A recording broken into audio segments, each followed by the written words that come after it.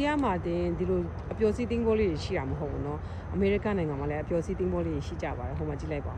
အရန်လာတယ်เนาะဒါပေမဲ့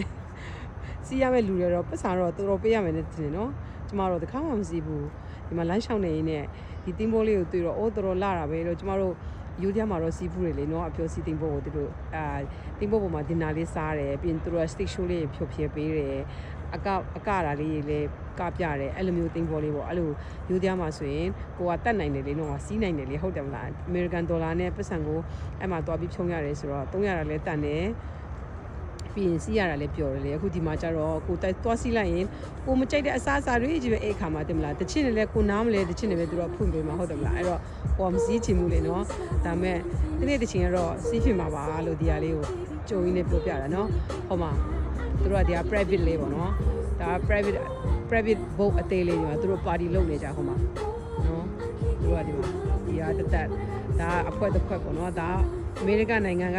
လူတွေကကျတော့ပတ်စံရှိပြီဟဲ့ဆိုရင်ဒီလိုတင်းဘောလေးတွေမှာသူတို့အပျော်လေးတွေဒီလိုလေးလုပ်ကြတယ်ကျမတို့မရှိတဲ့လူကျတော့ကုန်းပေါ်မှာအခုလိုမျိုးဗီဒီယိုလေးရိုက်ပြီးတော့ယူရိုတွေကိုပြပေးတယ်ပေါ့နော်ကဲကျမရဲ့ဗီဒီယိုလေးကိုယူရိုတွေတွေ့ပြီးဆိုတော့ခုတော့ပြောစရာရှိမှာပဲဟုတ်တယ်မလားအဲ့တော့ you can say something okay ကျွန်တော်လမ်းလျှောက်လိုက်ပါဦးမယ်နော်ကဲ enjoy your view guys ကဲကျမတို့လမ်းလျှောက်လိုက်ပါဦးမယ်နော်ကဲသူတို့လည်းတိတ်ပြောနေကြတယ်ဟိုမှာကျမတို့ကတော့ဒီလိုဘောလေးပြချင်ပိုင်ဆိုင်နိုင်မလို့တော့မသိဘူးเนาะ okay bye guys